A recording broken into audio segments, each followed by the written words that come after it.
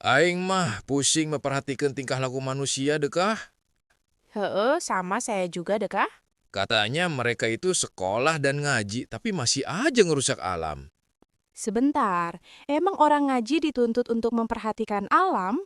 Setahu saya, ngaji itu cuma seputar membahas ilmu agama. Salah. Emang kamu dapat referensi dari mana sampai berkesimpulan begitu?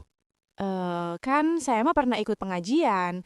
Jadi begininya, di akhirat itu gak akan ditanya soal ilmu IPA, fisika, biologi, kimia, dan lain-lain. Yang ditanya itu masalah sahadat, sholat, puasa, zakat, ibadah haji, wudhu, dan yang seputar tentang ibadah saja. Walah, kamu salah. Ibadah itu nggak seputar itu saja, tapi luas, bosku. Kan ada fardu ain dan fardu kifayah. Tah, belajar ilmu alam itu termasuk fardu kifayah. Emang penting gitu belajar fardu kifayah? Ya penting lah, bahkan harus. Alasannya? Ari kamu bisa nggak sholat dengan tenang kalau kampungmu kebanjiran? Bisa zakat nggak kalau hartamu dilanda kebakaran? Ya, gak bisa tuh. Nah, biar gak kebanjiran dan kebakaran itu, kamu harus belajar ilmu cara mengelola alam. Nanti kamu tahu pohon apa yang fungsinya menampung air, tanah mana yang berfungsi sebagai tanah serapan, dan masih banyak lagi. Oh, paham. Jadi selama ini saya salah memahami. Lebih enaknya dibilang kurang tepat. Dengar ya kawan, jika fardu ain sudah kamu kuasai, maka jangan sepelekan fardu kifayah. Kamu tahu hikmah di balik ketepelnya Nabi Daud? Gak tahu aku. Ketepel Nabi Daud itu adalah sempel dari kekuatan.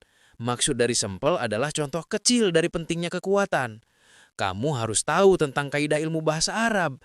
Ada yang dinamakan majas mursal, mimbabi itlaqil khos wa urida biyul am. Artinya? Artinya, dalam sastra Arab itu ada majas atau metafor, yang mana di saat disebut hal yang khusus, tapi yang dimaksud adalah hal umum. Contohnya? Contohnya ketika dalam Al-Quran Allah melarang seorang anak untuk mengatakan ah kepada ortunya. Maka yang dimaksud adalah segala bentuk hal yang menyakiti orang tua. Jadi nggak cuma kata ah saja. Oke, paham. Nah, ketika di dalam kisah yang disebut adalah ketepel, maka yang dimaksudkan adalah yang lebih umum lagi dari itu, yaitu kekuatan. Kekuatan itu meliputi ilmu sains juga. Jadi dari kisah ketepel Nabi Daud itu adalah isyarat bahwa kita harus menguasai sains. Oh, iya, paham.